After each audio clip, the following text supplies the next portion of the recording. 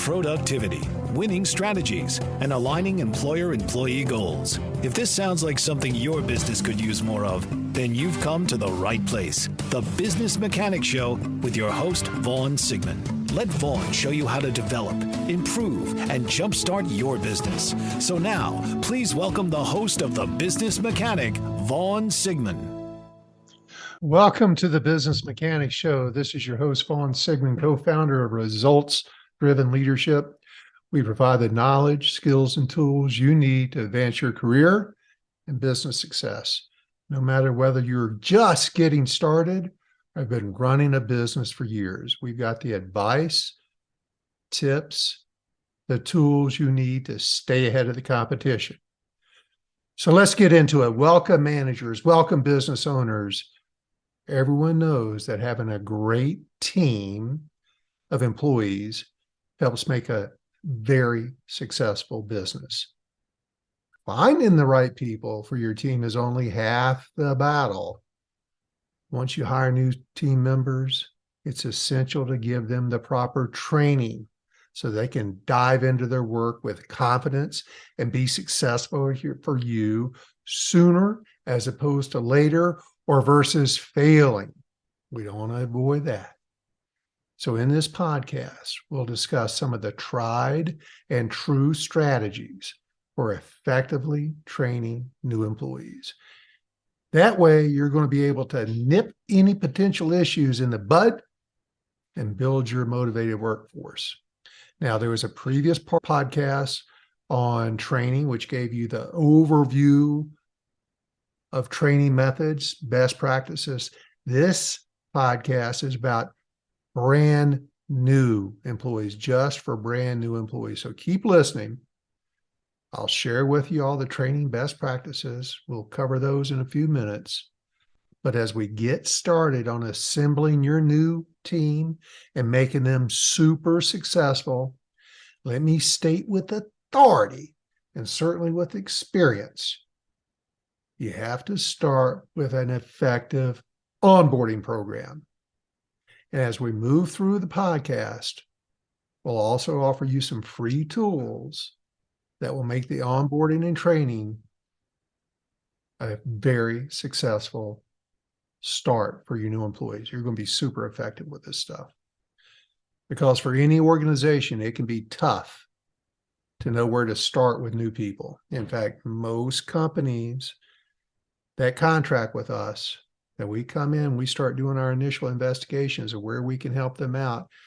This is almost always, and I say almost because I've got to give everybody a little bit of credit, but in most companies, there is no plan, there's no process for managers to onboard new employees. HR, yeah, sometimes, but not the manager. Two different processes. So in this podcast, we're going to share some of our favorite and proven tips for not only training, but for onboarding.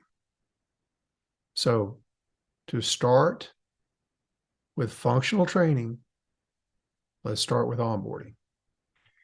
And this onboarding program should cover everything from company culture to job responsibilities, to policies, to procedures, all those things. And a well-designed onboarding program will absolutely help new hires feel welcome. They'll reduce the time it takes for them to get up to speed and ensure that you're setting them up for success. And again, this is not an HR onboarding program where they're going through the benefits and signing the new hire paperwork and watching the sexual harassment videos, that sort of stuff. This is the managers. This is a separate onboarding program that the manager must have for a lot of reasons, and I'm going to go through those. But you got to have this process, Mr. and Miss Manager, to introduce your new hire into the organization and the team and to you. This is the time to start building a relationship and get to know your new person. Remember, and I've said this in a lot of different podcasts, people work for people, not for companies. And this is your time to start establishing that relationship, that valued, important, essential relationship you have with your new hire. So this is not something that I encourage you to delegate. The first few days needs to be you and your new employee walking them through these best practices, I should say, for your onboarding program. You must invest the time in what I'm about to share with you. Doing anything less, it's going to set you up for failure. I promise you. And failure being that they just don't work out the way you thought they would, to they just quitting and leaving. And you will never know why, because most people won't tell you the truth. But according to Gallup, most leave because of their boss. So let's go ahead and just be proactive, get in front of this. So in my very strong opinion, one of the single largest contributors to turnover and having ineffective employees, disengaged employees, people that every time you ask them to do, they stick out their hand and want more money because they feel like you should be obligated to them rather than you leading them and wanting them, or them wanting to help you and contribute to the company. Many of these problems that all you managers are complaining about out there, and business owners, about your employees, you don't realize how self-inflicted some of these are. And this doesn't solve everything. No, I'm not saying that. But if you start with this program, with a very good onboarding program, it's a prime opportunity for you to win their hearts and their minds. So don't waste this opportunity. Like I said previously, many, if not most, do. They either delegate this or don't have a program at all. It's haphazard. They're just doing whatever feels right. And they skip a lot of important steps.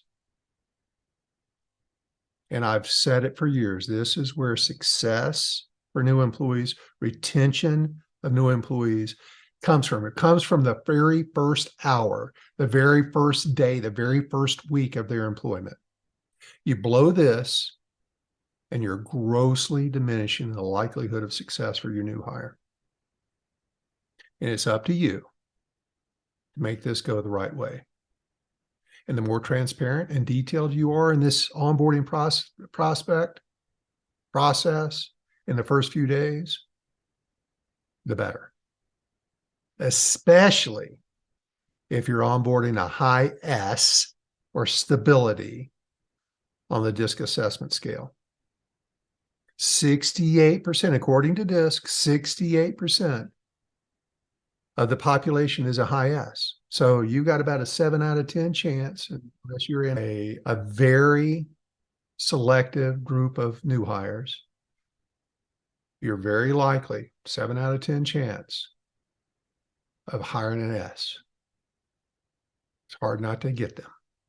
Doesn't make them bad. They're great employees, but they take every DISC profile takes a unique approach. And if I've hired an S, I'm prepared to onboard and train them the right way.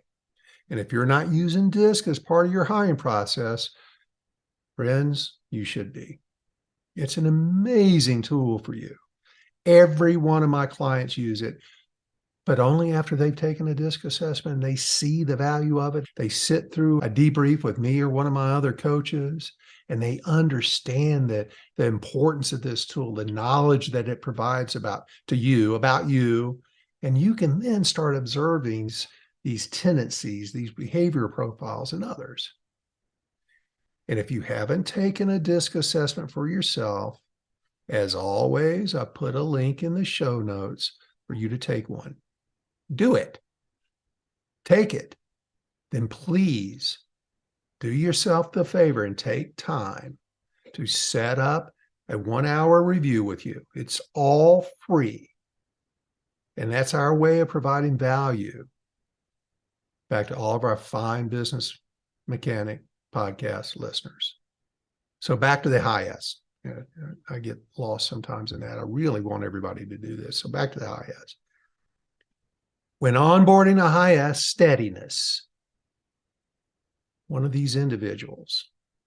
According to this, it's important for a manager to create a supportive and structured environment, steadiness, structure, stability.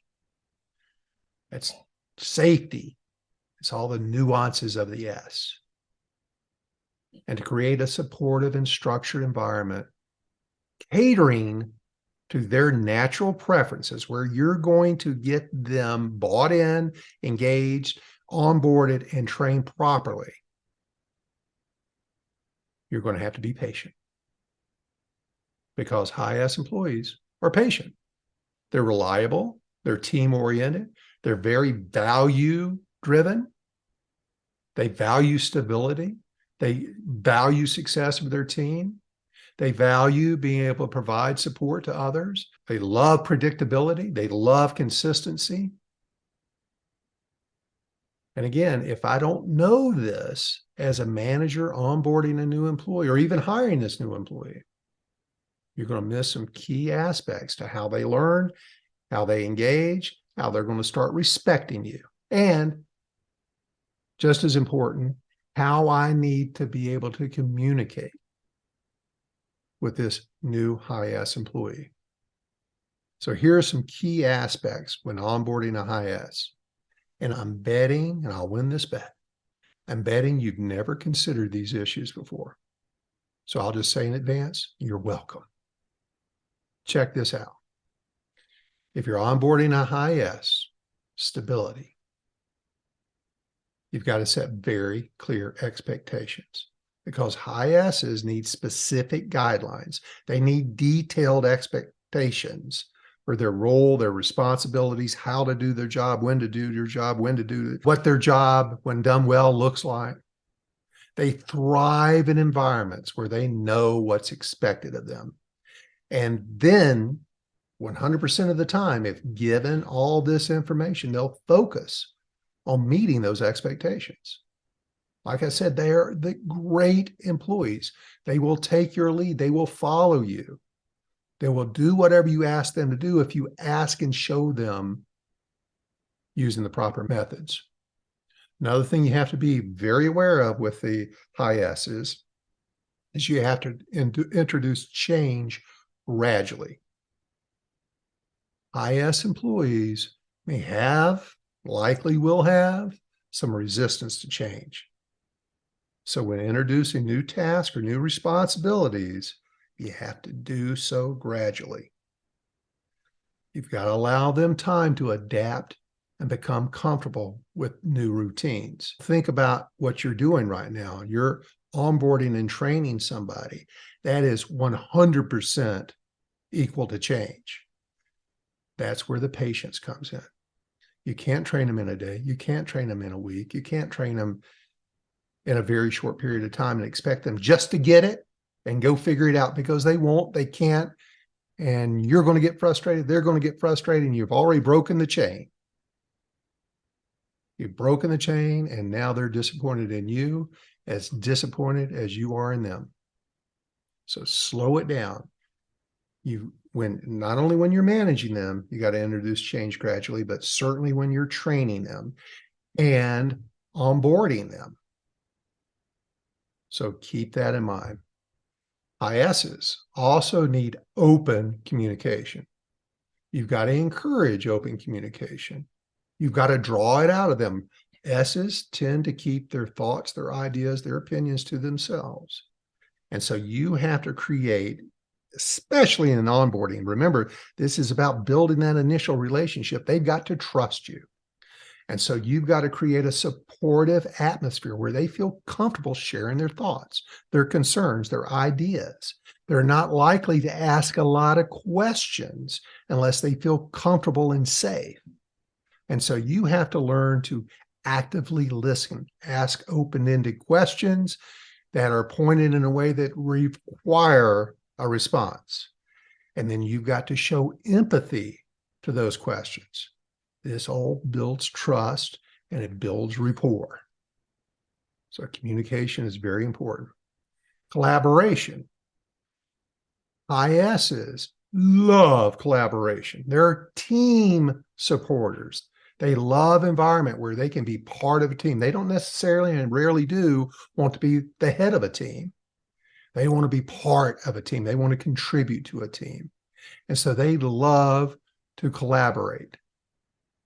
So you've got to encourage teamwork. You've got to provide that teamwork and show them how they're going to be working with a team in the early stages of onboarding. Then pair them with a colleague, a buddy, a mentor who will complement their skills, will complement their working styles. And by you being empathetic, being supportive, giving them one more person that is not the boss to support them, they're going to feel way more connected, way more engaged in their work right away. Told you never thought about these things. And now let's get into how you need to train them, training and supporting them.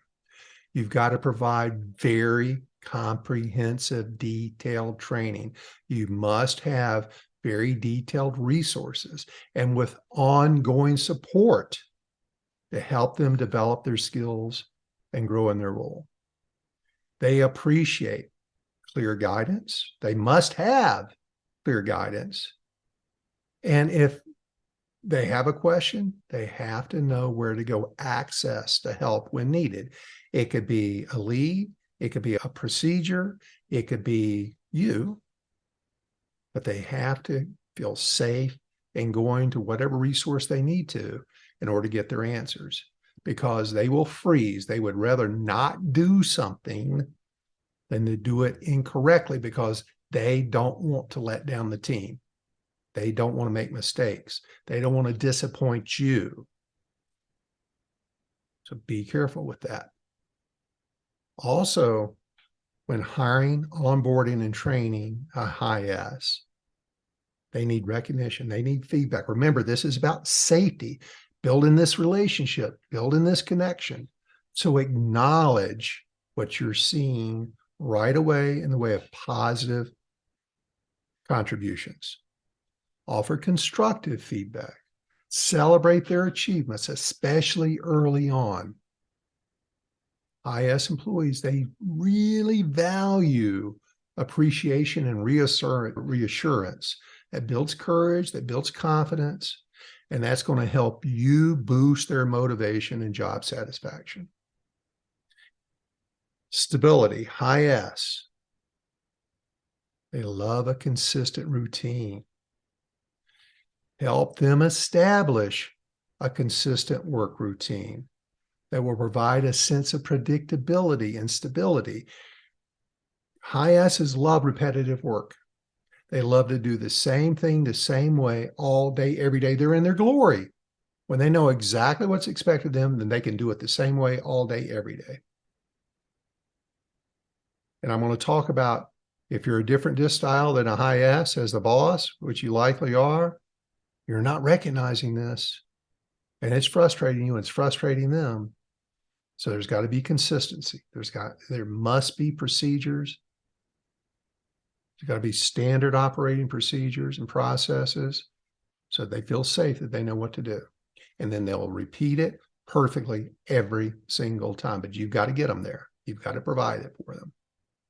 They perform best in a very structured environment where they can focus on their task without, and this is the other bane to their existence, without unnecessary disruptions.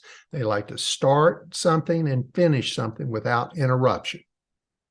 And many of you bosses, you managers out there, you business owners out there, you're not taking this into consideration, whether you're managing them, training them, or onboarding them. They like seamless approaches to getting things done. And so you've got to be really careful about the disruptions, interrupting their workflow. Start and finish. Keep that in mind. Moving on. They like a work-life balance. They're very family-oriented. So you've got to ensure that high S has a healthy work-life balance. They're often very dependable, and may be less likely to voice any concerns about workload or stress. They don't freely offer their thoughts or opinions. So just be proactive. Know it when I'm hiring them. I must provide them any way around any potential issues and promote a balanced approach to their work. Just know it up front, because they won't complain until they quit. See what I mean? This is the value of knowing your DISC profiles, especially when hiring, onboarding, and training. And by taking all these factors into account, a manager can create an onboarding process that supports not only the high S's, but the high D's, the high I's, the high C's. They all need variations of this. D's and I's are far easier because they need less detail than a high S. They will onboard quicker. They will get up to speed faster because they tend to figure things out on their own because they're very risk tolerant. S's, almost no risk tolerance. So this fosters, by doing it the right way with your high S's, this fosters engagement and sets them up for success. Again, regardless of their DISC profile, have the way that's going to best suit their behavior needs. Now let's pause and think for a minute, because this is really important. Pay attention to this. If you take nothing else out of this podcast today, I need you to please, I beg you, use DISC. Take the DISC, get the debrief from us. And I don't do that to make any money. It's free. I go to links asking everybody to take it. Many do. I think close to 200 people have done it so far this month. We love it. But very few are taking advantage of a free 1-hour debrief by one of our very experienced coaches, sometimes me, sometimes Eric, sometimes John. But you also need to know you. It's important for you to know your style, because if going to the links that I just described for hiring, training, onboarding a high S is not something you're interested in doing, that you're just rolling your eyes and saying, I'm out, Vaughn, no way I'm doing all that. And I get you, because I'm a high ID. Detail is not my friend. Routine is not my friend. But I know I want to be successful. In all the years I hired and onboarded new people, I learned every single time onboarding a new employee how important this part was. And if going to this detail in high S doesn't fit your style, doesn't fit your management style, your leadership style, because they're very needy of your time and attention, and they don't work independently, don't hire them. Just don't. Unless you're willing to make the adaptation. If you're willing to buckle down and get this done, or at least have somebody supporting you with this, that they'll provide you with the detail you need, and you just have to follow the bouncing ball to get this done. The amount of commitment and detail may not be a fit for your DISC profile, but somebody's going to have to do it. You can't delegate this. So if you can't delegate it, don't hire them. How do you know you're going to hire them? We can use DISC as a pre-employment step. Works like a charm. Almost every single one of my 80-something clients, our 80-something clients, utilizes DISC. And after they've started with it, they can't imagine ever hiring anybody any other way. It's that important to them. They get the value out of it. So please keep, and I dwell on the S, friends, because 7 out of 10 are likely to be an S. And if you aren't willing, you think I'm foolish, I'm being overbearing, whatever, about this onboarding process, even before I start training a new employee, if you dismiss any of this, and that's okay, that's your prerogative, I'm going to tell you, you're likely to be rehiring that position in less than a year. Not a threat, that's a promise. And always remember this, you got a 7 out of 10 chance. And most managers are a high D or a high I. That's just how people fall into it. That's who's attracted to leadership and management, the D's and the I's. And that sets up a potential conflict in not only how you onboard somebody, but certainly communication styles.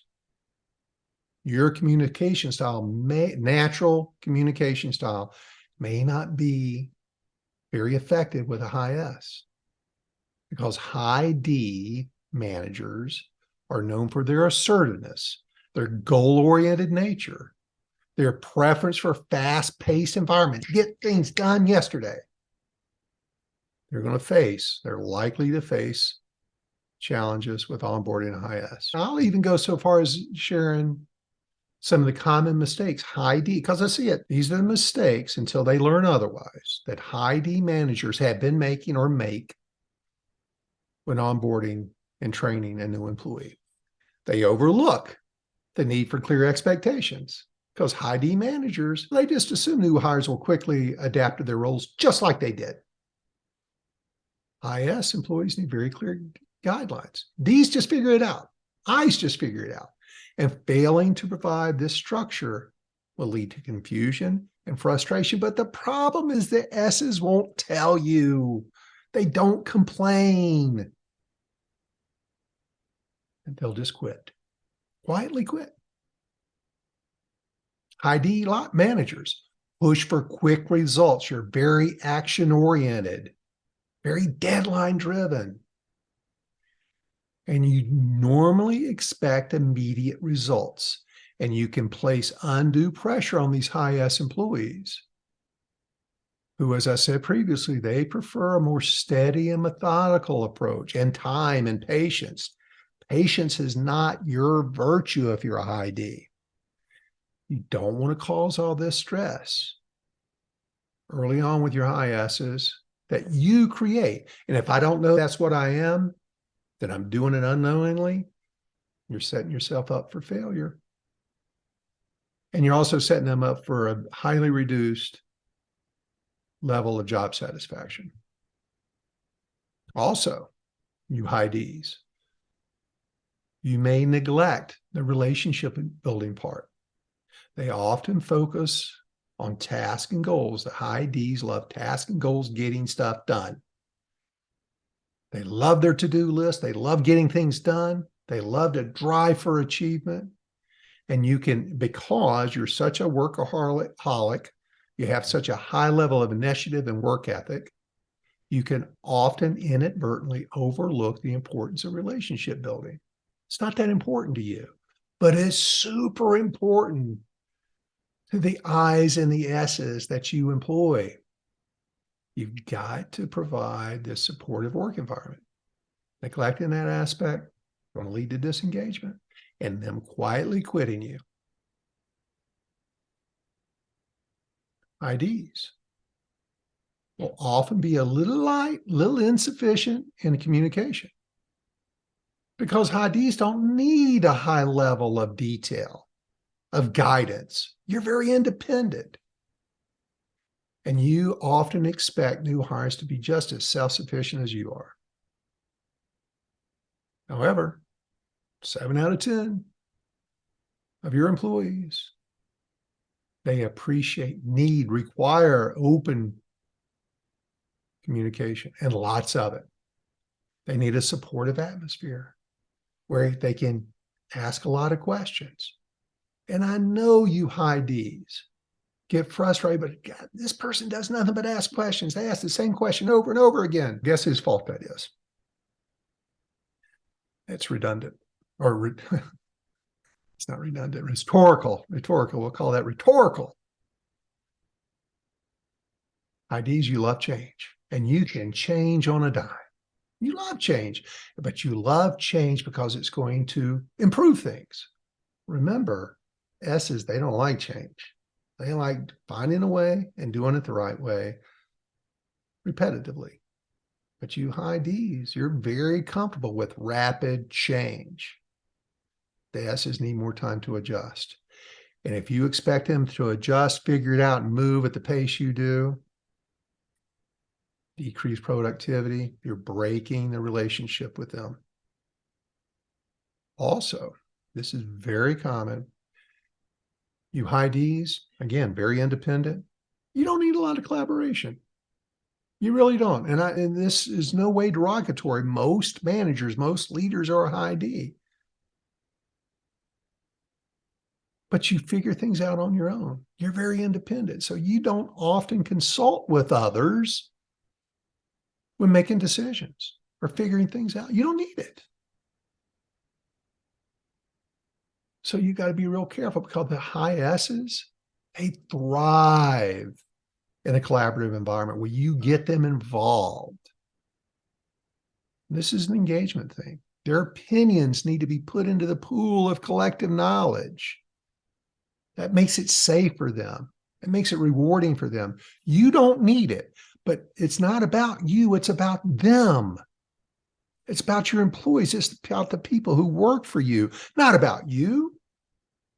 Without them following you, you're a failure. You're going to come up very short of your potential. You got to change and adapt your mindset, because failing to create opportunities for teamwork will absolutely hinder your new hire's ability to integrate and excel.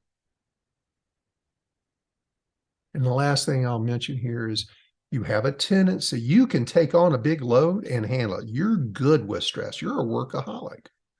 But with these high S's you got, you must avoid overloading them with responsibilities and training them with too much too soon. Too many tasks, too many responsibilities, too much information too soon will lead to stress and burnout. And again, these high S's are very unlikely to voice their concerns until they quit. And again, you'll never know why. This is why, friends. Because they'll tell Gallup, they'll tell the surveyors this. They won't tell you in an exit interview, but they'll tell a stranger. They'll tell Glassdoor. So if you think you're a high D or want to know if you're a high D, take the damn DISC assessment. And that way you're going to avoid making some of these common mistakes. You need to focus and understand on accommodating the needs for all your employees, but especially high S's. So I encourage you, again, take this DISC, take it for free. I've got a link in the show notes. It's this onboarding part. I cannot overemphasize what a magical moment it is. And that is when your employees decide to either stay, get engaged, or become disengaged. And it's all about you imprinting the right impression in these early days and ongoing that will last the duration of their careers. If you want to improve your retention, your success, one, know your DISC. Two, have a solid onboarding program. And again, we haven't even gotten to the training part, I know. But you've got to set them up for success. And this onboarding program can be as short as 3 months. Yeah. See, I talked to you about patience. This is, again, a manager's onboarding, not HR's onboarding. And some companies have an onboarding program and check in and that sort of thing for 6 months. So buy into it. And if you're interested in learning more about how to onboard somebody, or at least have a path to integrate your new employee, I've got a tool for you. It's going to make you very less susceptible to the factors that often result in them leaving your company or being unsuccessful or unproductive or just being average. You got to give them a real chance. So I'm going to give you a free tool, as I often do during the podcast. There's a link in the show notes for our new employee orientation checklist. By using this clear, formal checklist, it's all laid out for you. It's very detailed. It's all laid out day by day. By using this, you're going to be able to strive to have your new employees quickly thinking of themselves as part of the organization's community. That's what you want. You want engagement, integration, feeling part of the team. And that's going to make them a very valuable long-term employee. So use the show notes, go to the show notes and download our new employee orientation checklist. You'll be glad you did. There's lots of important things in there, like planning the first day of work, providing clarity and expectations, which I've gone on about, reviewing the job description and what's their expectations. It's all in there. And by the way, there's 20 checklist items on there. That's just a few. That's 3 or 4 that I just mentioned. It's a lot in there. There's a lot to it. A lot of meat in that free tool. So now, moving on, let's get down to training them. As I shared in a previous podcast, blog, it was on Medium, it was on Flipboard. I think Forbes is picking this article up. Entrepreneur called me this morning. We're negotiating about me doing this on one of their podcasts. Begin by knowing the 4 tenets of teaching. And I'll briefly go through them. The 4 steps, the 4 essential steps to teaching.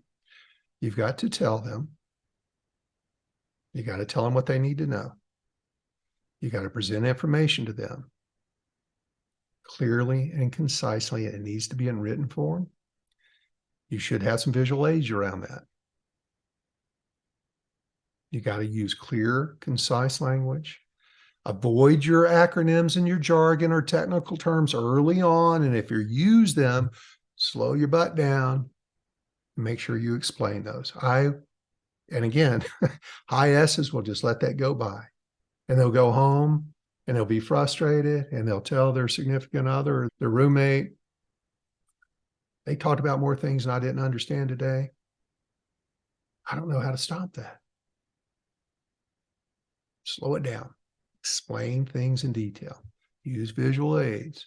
Break down information into manageable chunks. Not too much too soon. Spread it out.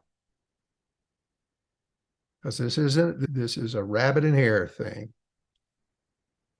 If you treat training like a car wash, you drive in, you drive out, you're trained, you'll fail every time.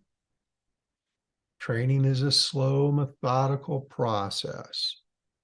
So be prepared to take the time.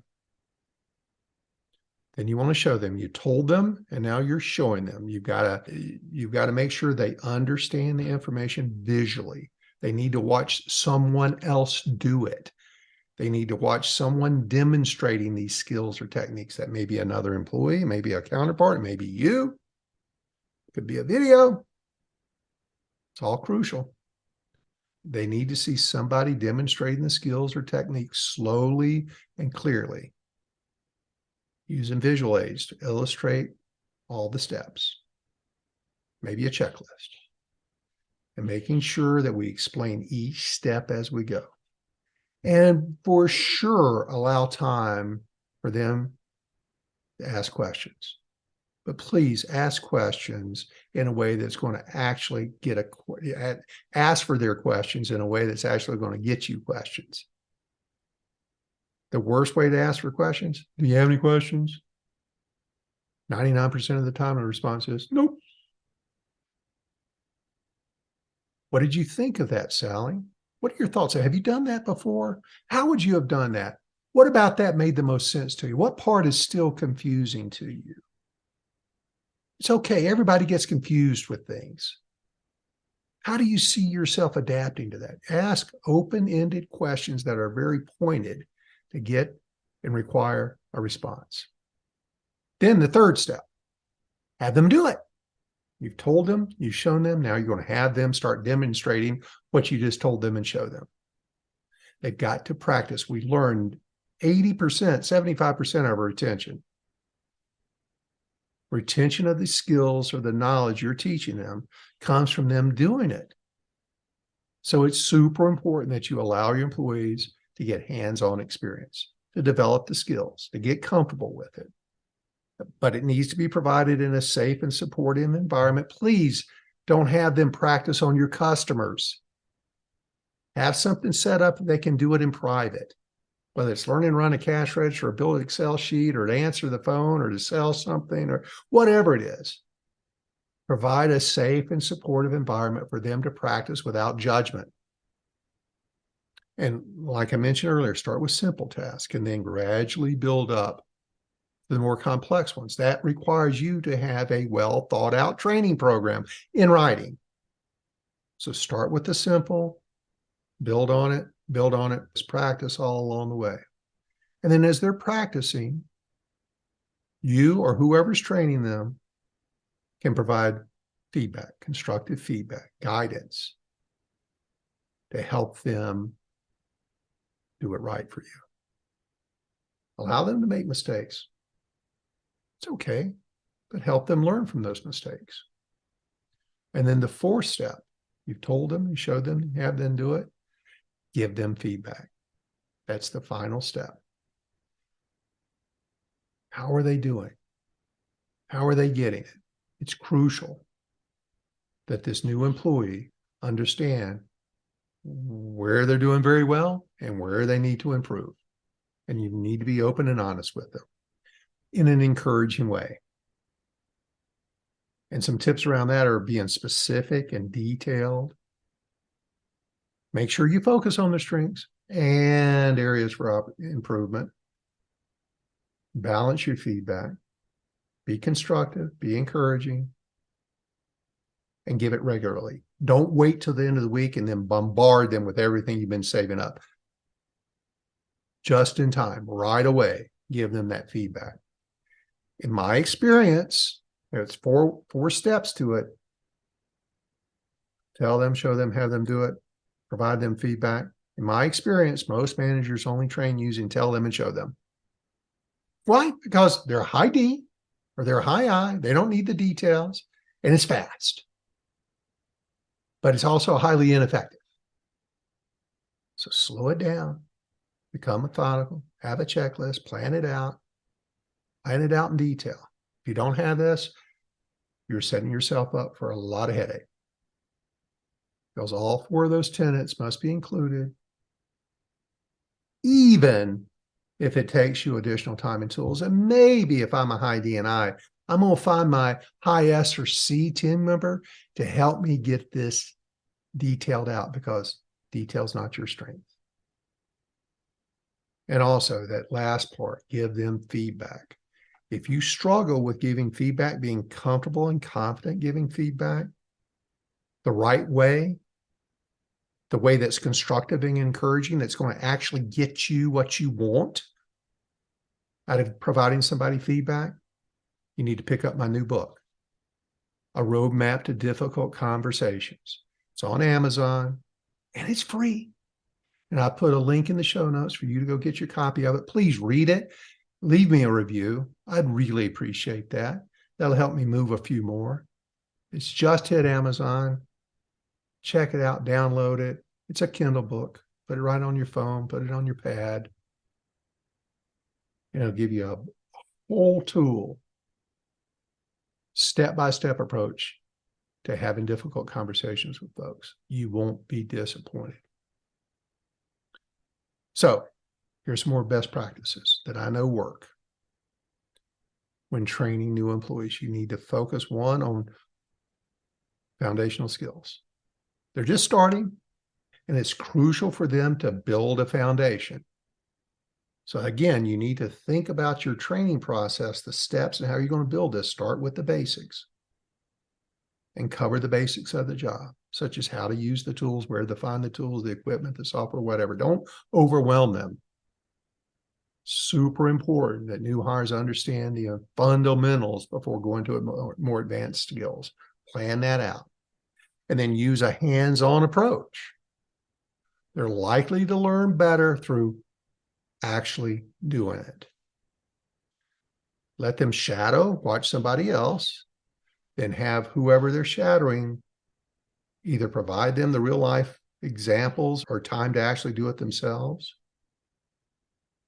That's going to help them get comfortable with not only the peer that's showing them, but their surroundings. It builds confidence.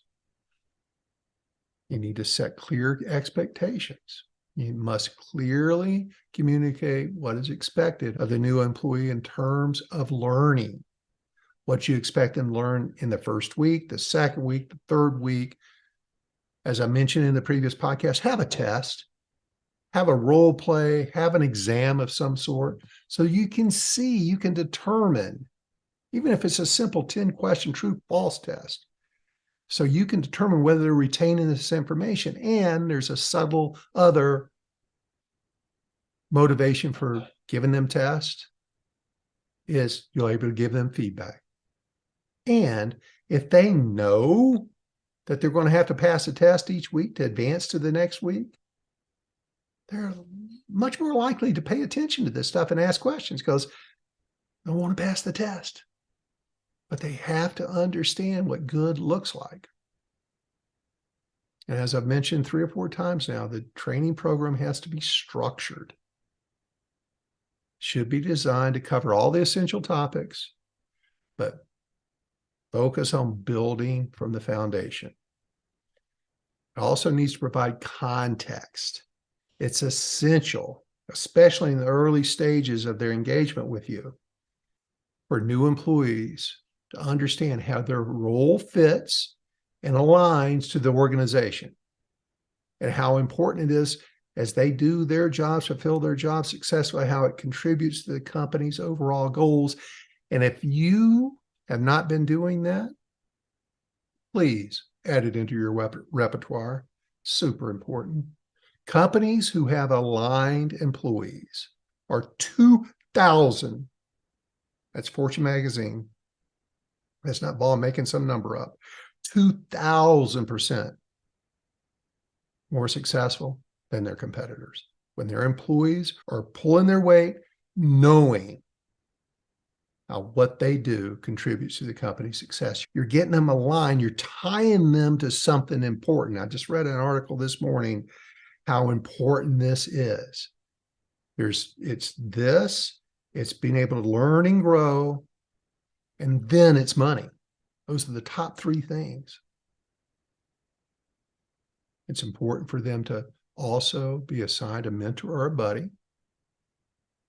That'll help them feel more comfortable. Because really, let's face it, they are less likely to ask you a dumb question. That was a finger quote. They're much more likely to ask a peer, somebody working with them. So involve that in your training. Make sure you have a mentor or a buddy program as part of your training. And that person can provide a safe environment for clear guidance, support, answering questions, and help them get acclimated to not only their job, but the company culture, how we do things around here. And don't be shy about using a variety of training methods. Be creative. Include e-learning. It is amazing how many times I've come across a manager who's really frustrated with not having the right tools to train their people. They wish they had this, they wish they had that. And almost every time I say, does that software offer training? I've never looked. Check it out. Does it offer training on YouTube? Often it does, but they never thought about that. Very often software, many tools that we use in the workplace today either offer the training as part of the service or it's on YouTube. My God, it's one of the best tools ever.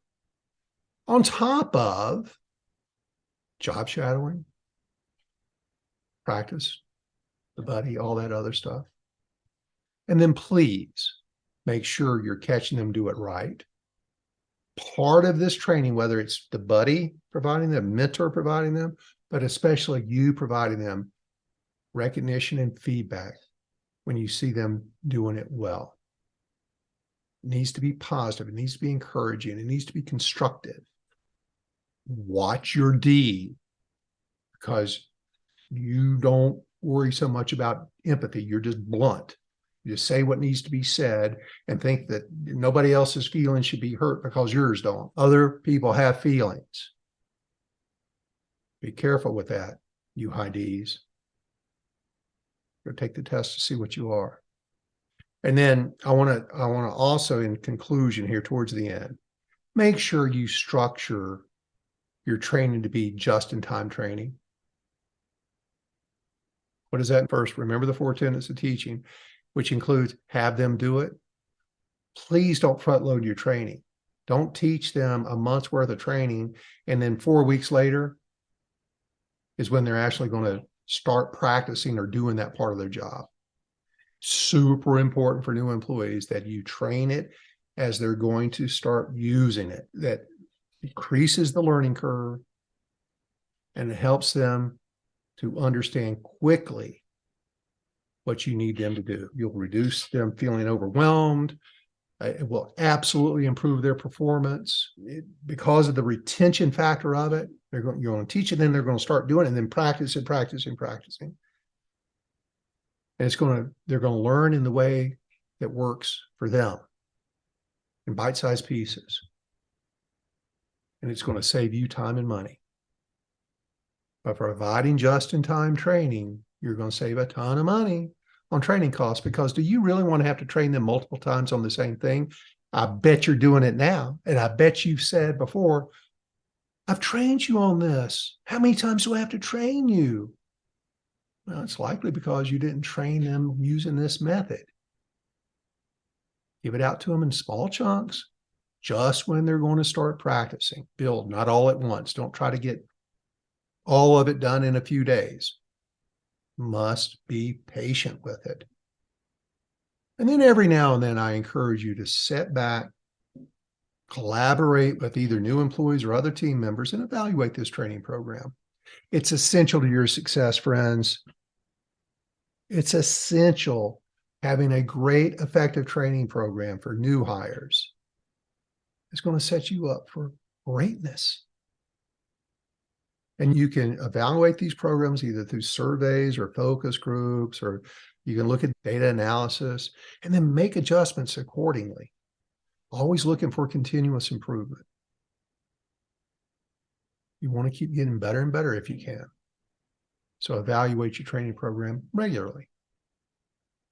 A great best practice. So to wrap this thing up, the training approach must be tailored to the specific needs of your new hires. You need to know their DISC profile. And while new hires require this foundational training, don't forget your current employees. You need to keep some of these things in mind for advanced training as well. If they need a refresher to keep their skills up to date, keep all these things in mind. And the hands-on part of it is super important. So thanks for listening. I really appreciate everybody listening to the show. Please keep up the good work. I'm glad you're here working on your leadership skills, your management skills, become a better leader and manager. Love your loyalty and your listenership. Keep up the great work, y'all, and we'll talk to you again soon. Well, that's a wrap on another episode of the Business Mechanic Show. If today's content resonates with you, then you're going to love what we have to offer. For those of you who are ready to take your business or personal career to the next level, we have an array of training and coaching services tailored just for you. From performance coaching designed to enhance your potential, to executive coaching that guides leaders to steer their ships towards greater success. Are you in sales management or looking to fortify your leadership acumen? Dive into our sales management training and coaching. Not only will it sharpen your strategies, but it will also provide you an ROI that's undeniable. Remember, the best investment you can make is in yourself and your team. For those seeking flexible learning options, we're excited to share our online and in-person management leadership classes. These aren't just your typical courses. They are meticulously crafted, ensuring that they align with your unique needs and aspirations. And the best part, prices start at just $47 per month, making top-tier coaching and training accessible for everyone. Your growth, both personally and professionally, can have a ripple effect, the one I call the transformational triangle of change. The skills you learn, the perspectives you gain, and the efficiencies you create can translate into increased revenues, more cohesive teams, and an enriched company culture. So why wait? The potential ROI on this investment isn't just in dollars, it's in the progressive future you're carving out for yourself and your organization. Thanks once again for tuning in. And remember, every business needs a tune-up every now and then. Let the Business Mechanic Show be your guide. Check out our website, rdltraining.com, to discover more details on our programs and coaches. We have a link in the show notes to guide you there. Until next time, we're out of here.